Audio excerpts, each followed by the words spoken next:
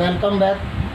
I am Raj sir, Urdu विद्यालय Bhagalpur, Bihar coaching centre. पिछले class में हमने किया था कि किस तरह से हम लोग किसी भी संस्कृत शब्द के पुल्लिंग, स्त्रीलिंग और नपुंसक लिंग वाले शब्द को पहचानेंगे। तो उसी की कुछ बातें आधी अधूरी रह गई थी और उसी को आज हम लोग पूरा करेंगे। कुछ एरर आने की वजह से पिछले क्लास में हम लोगों ने नहीं कर सका था, तो ध्यान से देखिए। पिछले क्लास में मैंने बताया था पहचानने के लिए कि पुल्लिंग का एक वचन क्या होता है, यह कैसे पहचाना जाता है, पुल्लिंग का द्विवचन कैसे पहचाना जाता है, पुल्लिंग का बहुवचन कैसे पहचाना जाता है, स्त्रीलिंग का एक वचन कैसे पहचाना जाता है, स्त्रीलिंग का द्विवचन कैसे पहचाना जाता है, स्त्रीलिंग का बहुवचन कैसे पहचाना जाता है। और फिर बताया था नपुंसक लिंग का एक वचन, द्विवचन, बहुवचन। तो इन सारी चीज़ों पर हमने पिछले क्लास में चर्चा कर ली थी और इससे जस्ट आगे आज का क्लास में हम लोग सीखेंगे और समझेंगे।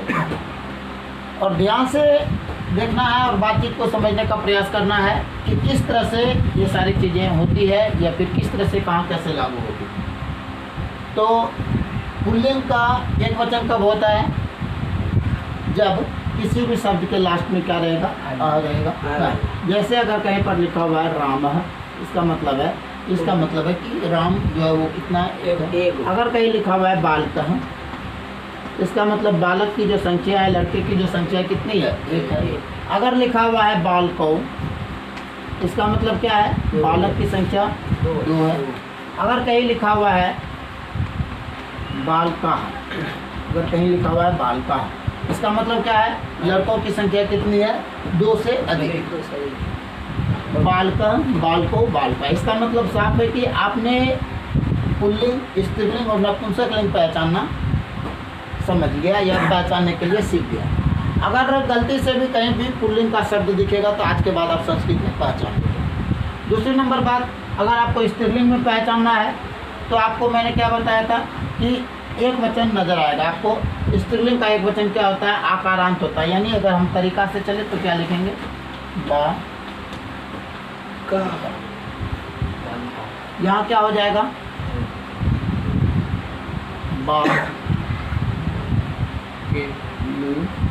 के। और फिर यहाँ पर क्या आ जाएगा? बा का। अब आप ध्यान से देखिएगा तो ये इस रूल को फॉलो कर रहा होगा। यानी अगर एक लड़की है, लड़की की संख्या अगर कितनी हो? एक हो। लड़की की संख्या कितनी हो? एक हो, तो क्या बोलेंगे? बालिका। लड़की की संख्या दो हो तो बालिके, एक आरांत रहेगा लास्ट में। और लड़की की संख्या दो से ज़्यादा है तो क्या रहेगा? आहा रहेगा, यानी इकाहा रहेगा। तो देखिए ध्यान से, इकाहा है क्या? बालिका। यानी आप यह भी पहचानना सीख गए। वो वाला फैन बंद कर दीजिए। अब देखिए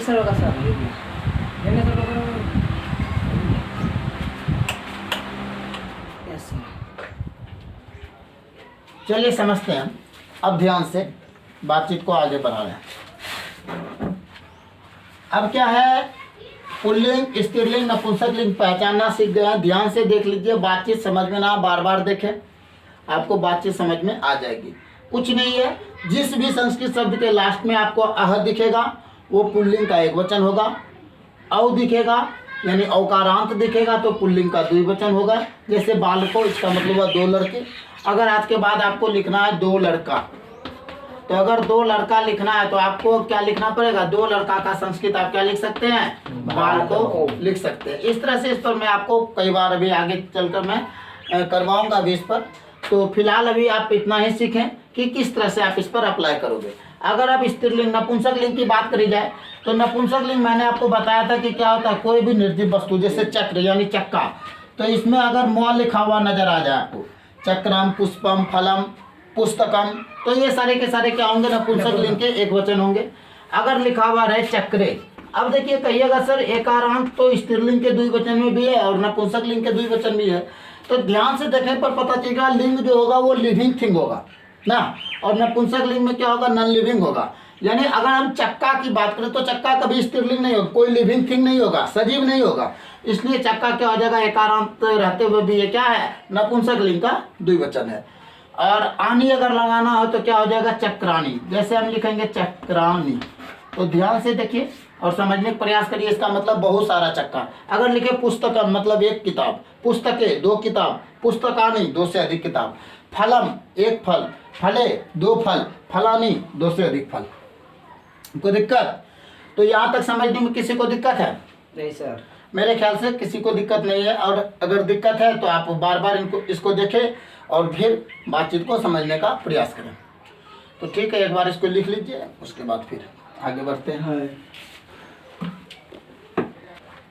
चलिए आगे देखते हैं। आज एक नया टॉपिक शुरू कर रहे हैं जिसका नाम है पुरुष।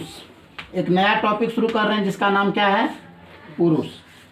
पुरुष, इसके पहले हमने लिंग पढ़ा, वचन पढ़ा, अब आज पढ़ने जा रहे हैं पुरुष। पुरुष होते कितने प्रकार के हैं वो समझते हैं, फिर एक एक करके समझेंगे कि कौन कौन सा पुरुष होता है और क्या होता है। तो जनरली पुरुष 3 प्रकार के होते हैं। पुरुष कितने प्रकार के होते हैं? 3 प्रकार के होते हैं। एक होता है प्रथम पुरुष, दूसरा मध्यम पुरुष, और तीसरा जो होता है वो होता है उत्तम पुरुष। ध्यान से देखिएगा, ये पुरुष जो है आपको हिंदी में भी नजर आएगा और संस्कृत में भी नजर है। हिंदी में और संस्कृत में इसको कहते हैं, ये इंग्लिश में कहते हैं इसको पर्सन। हिंदी में पुरुष ही कहते हैं, संस्कृत में पुरुष ही कहते हैं। पुरुष जनरली 3 प्रकार के होते हैं, प्रथम पुरुष, मध्यम पुरुष, उत्तम पुरुष। एक बात ध्यान रखना है कि हिंदी में भी 3 होते हैं, इंग्लिश में भी 3 होते हैं। इंग्लिश में first person, second person, third person. But इसका जो डेफिनेशन होता है वो हिंदी और इंग्लिश में सेम होता है, लेकिन संस्कृत में क्या होता है, अलग अलग होता है। और आइए इसको पहले एक एक करके हम इसका डेफिनेशन लिखें और उसके बाद फिर हम समझने का प्रयास करेंगे कि किस तरह से क्या होता है।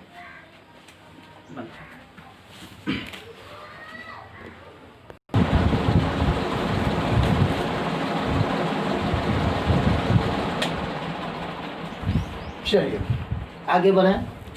तो पुरुष हमने देखा कि पुरुष कितने प्रकार के होते हैं, 3 प्रकार के, प्रथम पुरुष, मध्यम पुरुष, उत्तम पुरुष। और प्रथम पुरुष क्या होता है, मध्यम पुरुष क्या होता है, उत्तम पुरुष क्या होता है, एक एक करके अब हम लोग इन सारी चीज़ों को जानने का प्रयास करेंगे। तो प्रथम पुरुष जनरली क्या होता है, जिसके बारे में कहा जाए और वो वहाँ पर मौजूद नहीं है, यानी वैसा पर्सन हम लोग आपस में। दुनिया में पर्सन, अगर शुरुआती से बात करें पर्सन की, तो दुनिया में जो पर्सन है ना मात्र 3 प्रकार के हैं। दुनिया में जो पर्सन है वो कितने प्रकार के हैं, केवल और केवल 3 प्रकार के पर्सन होते हैं।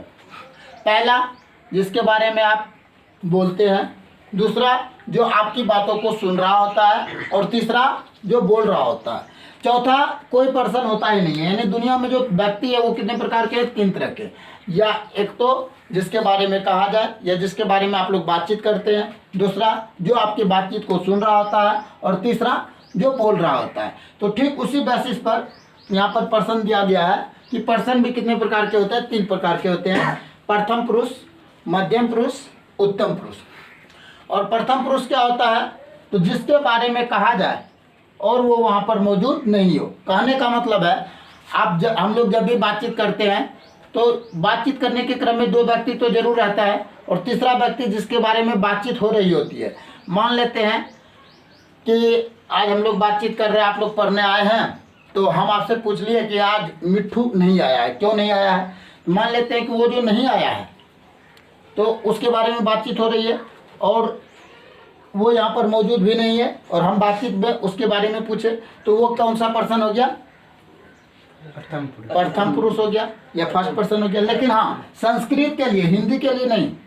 हिंदी में ये डेफिनेशन प्रथम पुरुष में बदल जाएगा, उत्तम पुरुष में बदल जाएगा। मध्यम पुरुष का सेम रहेगा हिंदी, इंग्लिश, संस्कृत तीनों में, लेकिन प्रथम पुरुष और उत्तम पुरुष का बदल जाएगा। तो संस्कृत के लिए बात कर रहे हैं कि अगर हम जिसके बारे में बातचीत कर रहे हैं और वहाँ पर अगर मौजूद नहीं है, वो क्या होता है, प्रथम पुरुष कहलाता है। जैसे अगर प्रथम पुरुष की संख्या 1 है तो वो क्या होगा, प्रथम पुरुष का एक वचन, द्विवचन, बहुवचन, इस तरह से करके।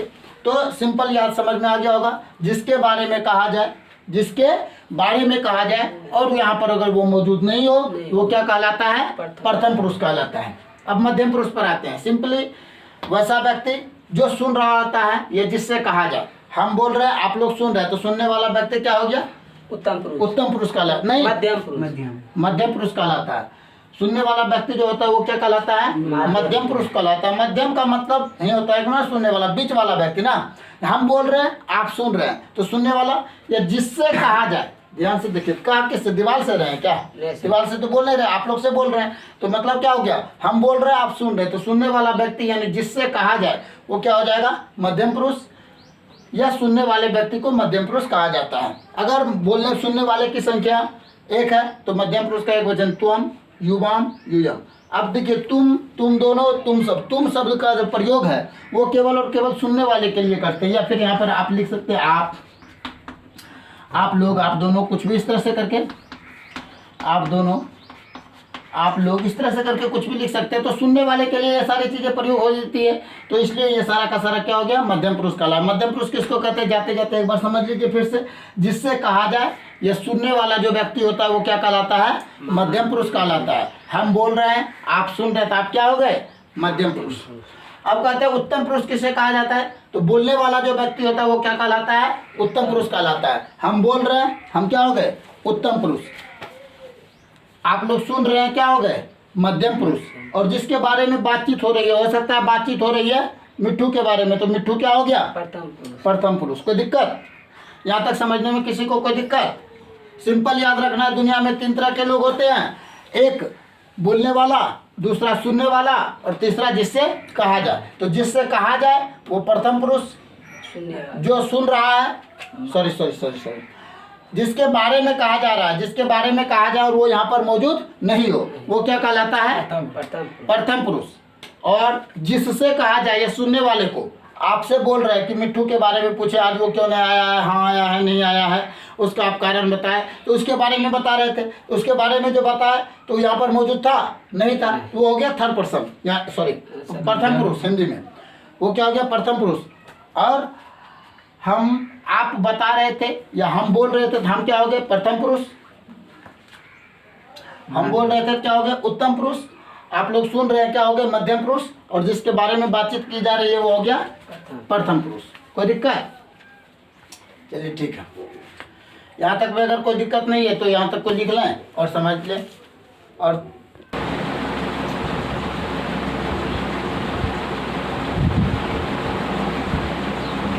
चलिए देखिएगा,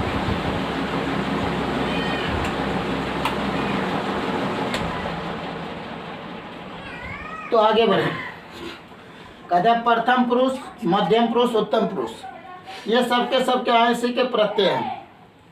ये सब का सब क्या है, इसका प्रत्यय, यानी प्रथम पुरुष का प्रत्यय, मध्यम पुरुष का प्रत्यय, उत्तम पुरुष का प्रत्यय। प्रत्यय क्या होता है आगे हम आपको बताएंगे, या तो इसी क्लास में समय रहा तो, या तो अगले क्लास में। तो फिलहाल हम लोग पुरुष पर रहते, तो पुरुष में ही देखते हैं। प्रथम पुरुष क्या होता है, प्रथम पुरुष का एक वचन होता है सह, प्रथम पुरुष का द्विवचन होता है तौ, प्रथम पुरुष का होता है बहुवचन ते। मध्यम पुरुष का एक वचन त्वम, द्विवचन युवाम, बहुवचन यूयम। उत्तम पुरुष का एक वचन अहम, द्विवचन आवाम, बहुवचन वयम। ध्यान से देखिएगा, ये सब मैंने इसका हिंदी लिख दिया है आपको याद रखने के लिए, ऐसे बाद में लिखना पड़ता, तो इसीलिए आपको याद रखना। यानी प्रथम पुरुष संस्कृत में क्या होता है, सह, ये होता है तौ, ये होता है ते, त्वम, युवाम, यूयम, अहम, आवाम, वयम। इतना ही बात याद रखना है। ये सारी बातें जो है, ये अभी हम आपको लिखाएंगे कि ये सारा का सारा जो चीज़ है, या नोट करके आप लिख सकते हैं कि संस्कृत में अनुवाद बनाने के लिए जो 9 प्रत्यय होते हैं, वो 9 के 9 प्रत्यय यही है। स, तौ, ते, त्वम, युवाम, यूयम, अहम, आवाम, वयम। ये सभी के सभी प्रत्यय जो है संस्कृत में अनुवाद बनाने के समय आपके काम आएंगे। तो प्रथम पुरुष क्या होता है, मध्यम पुरुष क्या होता है, उत्तम पुरुष क्या होता है, ये तो आपको मैंने अभी तुरंत बता दिया था। आसान सी भाषा में कह सकते हैं, जिसके बारे में कहा जाए और वो यहाँ पर मौजूद नहीं हो, प्रथम पुरुष कहलाएगा। जिसके जिससे कहा जाए या सुनने वाले को, जैसे आप लोग सुन रहे हैं तो सुनने वाला व्यक्ति क्या कहलाएगा? मध्यम पुरुष कहलाएगा। और हम बोल रहे हैं या बोलने वाला व्यक्ति वो क्या कहलाएगा? उत्तम पुरुष कहलाएगा। यहाँ तक में कोई दिक्कत नहीं होना चाहिए। चलिए, अब है कि प्रथम पुरुष अगर जिसके बारे में बात की जा रही है उसकी संख्या एक हो, जिसके बारे में बात की जा रही है अगर उसकी संख्या एक हो तो वो प्रथम पुरुष का एक वचन कहलाएगा और उसका संस्कृत क्या होगा? स होगा। जिसके बारे में कही जा रही है बातें उसकी संख्या क्या हो? दो हो, तो उसकी संख्या दो हो जाएगी तो वो क्या हो जाएगा? प्रथम पुरुष का द्विवचन हो जाएगा, जिसको वे दोनों बोलेंगे। जिसके बारे में बात कही जा रही है और वो यहाँ पर अगर मौजूद नहीं और उसकी संख्या कितनी हो? दो से अधिक हो, वो क्या कहलाएगा? बहुवचन कहलाएगा। जिससे कहा जाए सुनने वाले की संख्या अगर एक है तो एक वचन यानी मध्यम पुरुष का एक वचन, सुनने वाले की संख्या अगर दो है तो मध्यम पुरुष का द्विवचन, सुनने वाले की संख्या अगर दो से अधिक है तो मध्यम पुरुष का बहुवचन। अगर बोलने वाला का संख्या एक है तो उत्तम पुरुष का एक वचन, बोलने वाला का संख्या एक से दो है तो उत्तम पुरुष का द्विवचन, बोलने वाले की संख्या अगर दो से अधिक है तो उत्तम पुरुष का बहुवचन। ये दोनों में तो समझ में आता है आपको कि इंसान जो है ज़्यादा हो सकता है, जिसके बारे में बातचीत कर रहे हैं उसकी संख्या दो से ज़्यादा हो सकती है, जिससे जो सुन रहा है सुनने वाला का संख्या दो से ज़्यादा एक कुछ भी हो सकता है। इनके बोलने वाले के क्रम में ये सेंस लागू नहीं होता है, ध्यान से देखने पर पता चलेगा, क्योंकि हर व्यक्ति बोलता अपने अपने मुंह से है। तो इसमें बोलने वाला का संख्या दो को कैसे होगा? एक ही दो को होगा। दो को अगर होगा भी तो एगो मान लेते यहाँ पर कोई और होगा, ये अगर बोल रहा होगा क्या होगा? ये अपने मुंह से बोल रहा होगा, हम अपने मुंह से बोल रहे होंगे, तो बोलने वाला की संख्या तक क्या हो गया? दो कैसे हुआ? दो से अधिक कह रहा है अगर होगा तो बहुवचन बोलेंगे और उत्तम पुरुष का बहुवचन हो जाएगा और उसका संस्कृत वयम लिखेंगे। तो कहने का मतलब है कभी कभी ऐसा होता है कि बोलते अकेले हैं और बोध सबका करा देते हैं। जैसे बोलते रहे चलो हम दोनों खेलने चलते हैं, तो बोले अकेले लेकिन बोध दोनों का करा दिया ना, हम दोनों खेलने चलते हैं। तो हम दोनों खेलने चलते हैं का मतलब उस समय उत्तम पुरुष का द्विवचन। अगर बोले अकेले अब बोध सबका करा दिया, रे चलो हम सब क्रिकेट खेलने चलते हैं, हम सब गंगा नहाने चलते हैं, हम सब खेलने चलते हैं, कुछ भी बोलते हैं, हम लोग सिनेमा देखने चलते हैं। हम लोग जो बोलते हैं अकेले लेकिन बोध क्या होता है? सबका करा देते। बोलते हैं अकेले और बोध सबका करा देते। तो उस परिस्थिति में भी क्या होता है? वो उत्तम पुरुष का बहुवचन हो जाता है। यहाँ तक में कोई दिक्कत नहीं होना चाहिए। यानी एक बार आप ध्यान से देखें तो आपको पता चल जाएगा कि प्रथम पुरुष में स, तो, ते, मध्यम पुरुष में त्वम, युवाम, यूयम, उत्तम पुरुष में अहम, आवाम, वयम। स मतलब वह, तो मतलब वे दोनों, ते मतलब वे लोग, त्वम मतलब तुम, युवाम मतलब तुम दोनों, यूयम मतलब तुम सब, अहम मतलब मैं, आवाम मतलब हम दोनों, वयम मतलब हम लोग या हम सब। यहाँ तक आपको बातचीत याद हो गई होगी। और हो सकता है आपके मन में एक सवाल चल रहा होगा, अच्छा हम मैं को यहाँ नहीं लिख सकते हैं, तुम को यहाँ नहीं लिख सकते हैं, वह को यहाँ नहीं लिख सकते हैं। चल रहा होगा दिमाग में सवाल कि हम स को यहीं क्यों लिखेंगे, यहाँ मध्यम पुरुष में क्यों नहीं लिखेंगे, या फिर त्वम को मध्यम पुरुष में ही क्यों लिखेंगे, उत्तम पुरुष में क्यों नहीं लिखेंगे, अहम को उत्तम पुरुष में ही लिखेंगे, प्रथम पुरुष में क्यों नहीं लिखेंगे। यह भी दिमाग में आपके दिमाग में सवाल चल रहा होगा। तो समझिएगा ध्यान से, क्यों नहीं लिख सकते आप सोच कर देखिए। अगर आप मान लेते यहाँ तक देख लिया ना, यहाँ तक अच्छा से देख लीजिए, उसके साथ आप छेड़छाड़ करेंगे तो इसको आराम से आप एक बार देख लीजिए या लिख लीजिए, लिखना है तो समझिएगा। अब अगर हम मान लें तुम को लिख दें, तुम को यहाँ पर लिख दें, तुम यहाँ दे दें और मैं यहाँ दे दें और वह यहाँ पर लिख दें। अब आप ध्यान से देखिएगा, तुम शब्द किसके लिए प्रयोग करेंगे? जो यहाँ पर मौजूद नहीं है। मैं शब्द किसके लिए प्रयोग करेंगे? जो सुन रहा है। और वह शब्द किसके लिए प्रयोग करेंगे? जो बोल रहा है। अब आप देखिए वो रियल सेंटेंस बनाते हैं। हमको बोलना है मैंने तुमसे कहा वह नहीं आया है या वह आज नहीं आया है। ये तो रियल सेंटेंस था, बातचीत समझ में आ रही थी कि मैंने तुमसे कहा वह आज नहीं आया है, वह आज नहीं आया है, इस तरह से करके यह वह आज नहीं आया है, कुछ भी इस तरह से लिखेंगे। तो यहाँ पर देखिए मैंने कौन सा पुरुष है बताइएगा तो, मैंने कौन सा पुरुष है? उत्तम पुरुष है ना, बोल रहे खुद बोल रहे मैंने तुमसे कहा, मैंने कौन सा पुरुष हो गया? उत्तम पुरुष हो गया। तुमसे कौन सा पुरुष हो गया? मध्यम पुरुष हो गया। सुनने वाला व्यक्ति का बोध करा रहा है, ये मध्यम पुरुष हो गया।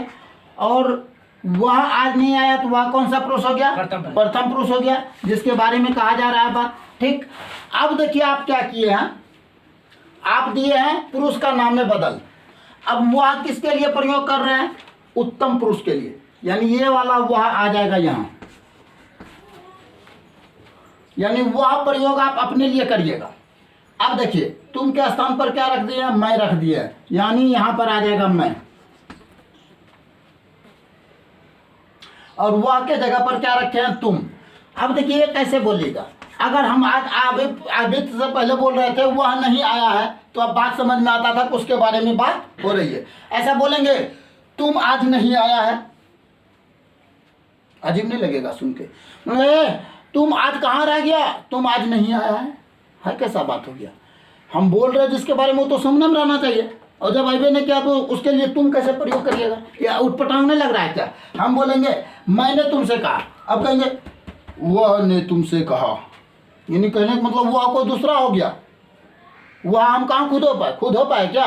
अपने लिए मैं कहता हूँ, अभी हमको बोलना था मैं कहता हूँ, अब क्या बोलेंगे? वह कहता हूँ, ऐसा होगा? अजीब नहीं लगेगा सुनने में? वह कहता हूँ, वह किसके लिए प्रयोग करते हैं जो यहाँ पर नहीं है?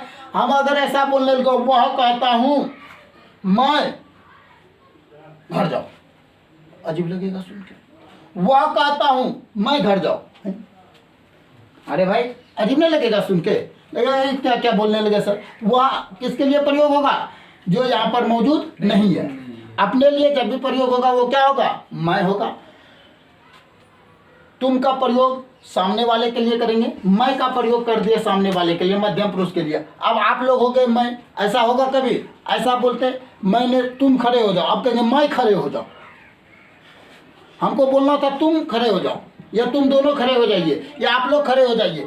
हम बोलेंगे मैं खड़े हो जाओ, अजीब लगेगा सुनकर, भाई मैं कैसे प्रयोग कर दीजिएगा? तो मैं तो अपने लिए प्रयोग होता है और आप मध्यम पुरुष के लिए कर रहे हैं, तो ये क्या हो जाएगा? गलत हो जाएगा।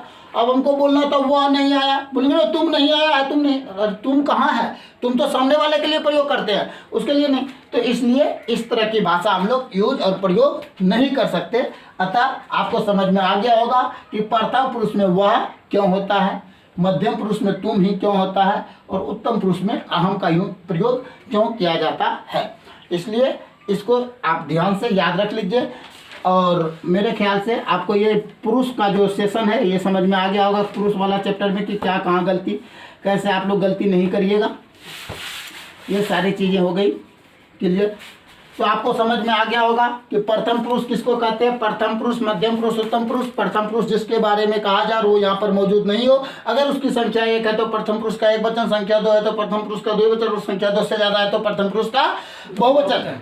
अगर जिसके बारे में जो सुन रहा है, सुनने वाले की संख्या अगर 1 हो तो मध्यम पुरुष का एक वचन, सुनने वाले की संख्या 1 से ज़्यादा हो 2 हो तो मध्यम पुरुष का द्विवचन, और सुनने वाला का संख्या 2 से ज़्यादा हो तो मध्यम पुरुष का बहुवचन। और उत्तम पुरुष किसको कहेंगे? बोलने वाले को। अगर बोलने वाला का संख्या 1 है तो उत्तम पुरुष का एक वचन, 2 है तो द्विवचन, 2 से ज़्यादा है तो बहुवचन। अब आप लोग को ये सारी चीज़ें याद रख लेनी है, घर से याद करके आना है। स, तो, ते, तुम, युवाम, युजम, अहम, आवाम, वयम। स मतलब वह, तो मतलब वे दोनों, ते मतलब वे लोग, तुम मतलब तुम, युवाम मतलब तुम दोनों, युयम मतलब तुम सब, अहम मतलब मैं, आवाम मतलब हम दोनों, वयम मतलब हम लोग या हम सब। ये सारी चीजें क्यों याद रखनी है? क्योंकि जैसे ही आप आगे अभी 2-4 क्लास बाद जब हम आपको लकार पढ़ाएंगे या फिर आपको अनुवाद बनाने सिखाएंगे, तो वहाँ पर आपको इसका बहुत ज़्यादा जरूरत पड़ेगा। अगर आपको ये वाला फॉर्म याद नहीं होगा, ये 9 फॉर्म, 1 2 3 4 5 6 7 8 9, ये 9 के 9 प्रत्यय जो हैं ये किसके प्रत्यय कहलाते हैं? सर्वनाम पद के प्रत्यय कहलाते हैं। पुरुष तो पढ़े, लेकिन उसी पुरुष में हमने ये सर्वनाम पद भी पढ़ लिया और इसका नाम है सर्वनाम पद। स तौ ते त्वम युवाम यूयम अहम अवाम वयम। ये 9 के 9 प्रत्यय जो हैं वो संस्कृत के अनुवाद बनाने के लिए सबसे ज़्यादा महत्वपूर्ण प्रत्यय है। अगर ये नहीं रहा तो अनुवाद आपका कदापि नहीं बनेगा। अतः ध्यान रहे, इन बातों को आप अगले क्लास में हमेशा अगले क्लास में याद करके ही आना है, तभी आपको आगे की क्लास समझ में आएगी। और अगले क्लास में हम आपको पढ़ाएंगे कि उपसर्ग क्या होता है, प्रत्यय क्या होता है, और साथ ही साथ यह बात पढ़ाएंगे कि आप किसी भी सेंटेंस का हिंदी चुटकी में कैसे करिएगा। एकदम चुटकी में सेंटेंस देखिएगा और उसका हिंदी आएगा, सेंटेंस देखिएगा उसका हिंदी आएगा। वो कैसे करेंगे तो मिलते हैं अगले क्लास में। उपसर्ग, प्रत्यय और एक नया चीज देखकर देखिएगा ध्यान से कि हिंदी कैसे करें। किसी भी संस्कृत सेंटेंस का हिंदी कैसे करें, किसी भी संस्कृत सेंटेंस का हिंदी कैसे करें, ये तीन चैप्टर के बारे में बातचीत करेंगे। तो ये तब तक के लिए आपका जो पिछला 3 क्लास है वो भी बहुत ज़्यादा महत्वपूर्ण है। अगर आप उन तीनों क्लास को नहीं देखें तो उन तीनों क्लास को पहले आप देखिए और उसके बाद आपको पता चलेगा, तब फिर यहाँ से बातें और भी ज़्यादा समझ में आने लगेंगी। पिछला 3 क्लास भी इस क्लास को समझने के लिए बहुत ही ज़्यादा महत्वपूर्ण है। पिछले 3 क्लास में मैंने आपको पुल्लिंग पहचानने के लिए, स्त्रीलिंग पहचानने के लिए, नपुंसक लिंग पहचानने के लिए, पुल्लिंग का एकवचन पहचानने के लिए, द्विवचन पहचानने के लिए, बहुवचन पहचानने के लिए, और ये भाई यहाँ तक कि किस तरह से उसको ड्राइव किया जाता है, किस तरह से उसको बनाया जाता है, कैसे क्या सिस्टम है, उन सारी चीज़ों को मैंने पिछले क्लास में आपको पढ़ा दिया है। तो पिछले क्लास को भी देखना ना भूलें। तो जाते जाते मेरे साथ बोलिएगा फटाफट। स तौ ते त्वम युवाम यूयम अहम अवाम वयम। ध्यान से याद रखना, ये फटाफट याद रख लेना। स तौ ते त्वम युवाम यूयम त्वम युवाम यूयम अहम अवाम वयम। आप लोग बोल नहीं पा रहे, इसका मतलब आपको याद नहीं रह पाएगा पक्का। इसको याद करने के लिए आपको पढ़ने के लिए आना चाहिए। बोलिएगा स तौ ते त्वम युवाम यूयम अहम अवाम वयम। स तौ ते त्वम युवाम यूयम अहम अवाम वयम। स तौ ते त्वम युवाम यूयम अहम अवाम वयम। स तौ ते त्वम युवाम यूयम अहम अवाम वयम। स तौ ते त्वम युवाम यूयम अहम अवाम वयम। स तौ ते त्वम युवाम यूयम अहम अवाम वयम। नहीं करना है, इसको याद रखना। सा मतलब हुआ बराबर, सा मतलब हुआ, तो मतलब हुए दोनों, ते मीन्स हुए लोग, त्वम मतलब तुम, युवा मतलब तुम दोनों, यूयम मतलब तुम लोग, अहम मतलब मैं, अवाम मतलब हम दोनों, वयम मतलब हम लोग या हम सब। अब अगले क्लास में हम आपको पढ़ाएंगे, ये सारा ध्यान से देखिएगा। ये तो पुल्लिंग के लिए हुआ ना, हम आपको पुल्लिंग पहचानने सिखा दिया है। तो इसमें देखिएगा स पुल्लिंग के लिए एक वचन में यूज करते हैं, औकारान पुल्लिंग के लिए एक वचन में यूज करते हैं। तो पुल्लिंग के लिए जब ये सारी चीजें यूज करते हैं तो फिर स्त्रीलिंग के लिए वह, वे दोनों, वे सबका क्या होगा वो भी अगले क्लास में पढ़ेंगे। तो तब तक के लिए नमस्कार, धन्यवाद।